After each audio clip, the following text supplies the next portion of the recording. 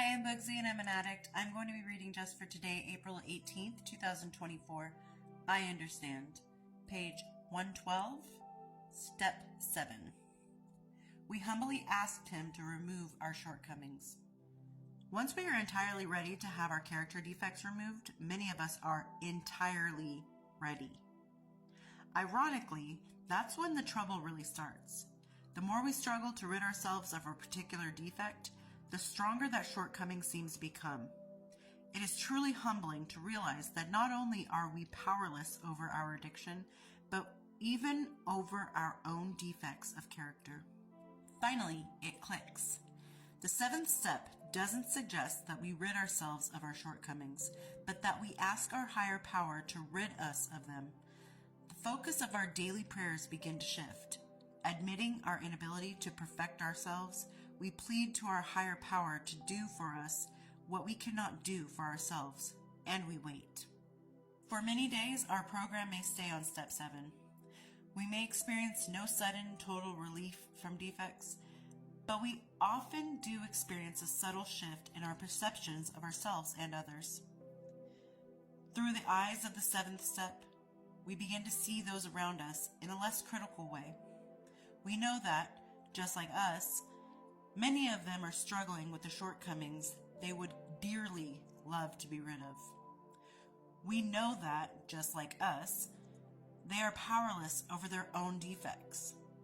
We wonder if they, too, humbly pray to have their defects removed. We begin evaluating others as we have learned to evaluate ourselves, with an empathy born of humility. As we watch others, and as we keep watch on ourselves, we can finally say, I understand. Just for today, God help me see through the eyes of step 7. Help me understand. Well, I know this literature is talking about a higher power and whatnot, but I'm going to steer clear from the religious aspect of it and focus more on I guess there is a religious quote, or at least it's related to religion, with he without sin cast the first stone. So I guess I kind of am using a little bit of religion here. It's not something that I follow or believe. I'm agnostic. I believe in the universe. But basically what I'm taking from this literature is look at yourself before you judge someone else and realize that you too have defects that could be worked on. And instead of ignoring the problems or the issues or the defects that you have personally and judging others about theirs, remember that you too know how it feels to have defects or parts of you that you don't like, characteristics that you wish you could change. And instead of judging someone else, try to understand from their perspective, just like you would want somebody to understand from yours. I don't think it's really fair, especially as an addict, to compare your addiction and your recovery with someone else's and try to either go one way or another of my recovery is better than yours, or your addiction was worse than mine. Don't compare it, because addiction sucks for us all. And our recovery is our own personal thing that we are all going through in our own personal ways. Some recoveries are quicker than others. Some of them are longer. Some of them, people struggle really hard to keep that recovery going. Some of them forget, I'd say forget, but forget they were even an addict because they're doing so well. And it really isn't our place, my place, your place to judge somebody else's addiction, somebody else's journey, somebody else's recovery and their sobriety. That's not our place to judge. And you should want to better yourself because you want to better yourself. You shouldn't judge somebody else for what they do unless it's something that's going to be detrimental to their life. And at that point, Instead of judging them, why don't you help them? So I really think that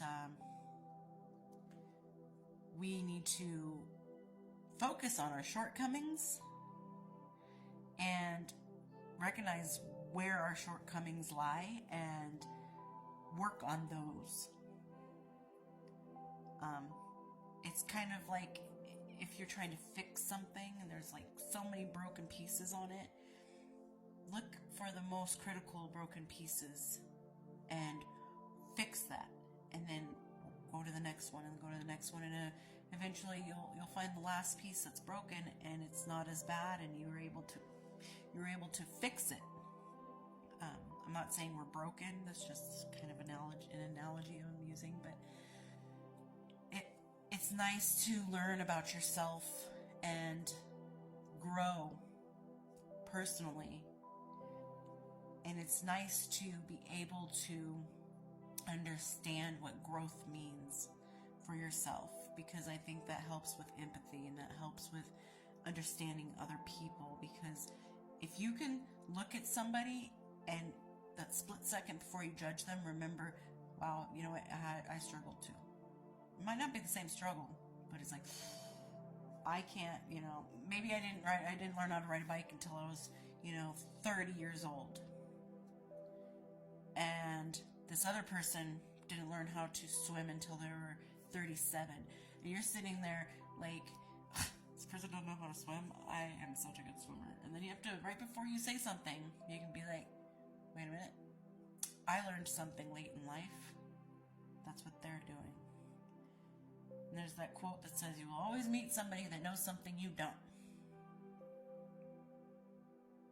Just remember that. It kind of goes with recovery. You don't know their story. They don't know yours.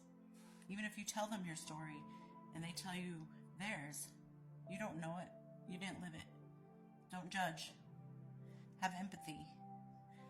And work on yourself instead of spending time focusing on what other people's defects are. Look at your own first, and only your own. And I hope everyone's doing well out there, and I'll talk to you later. Bye.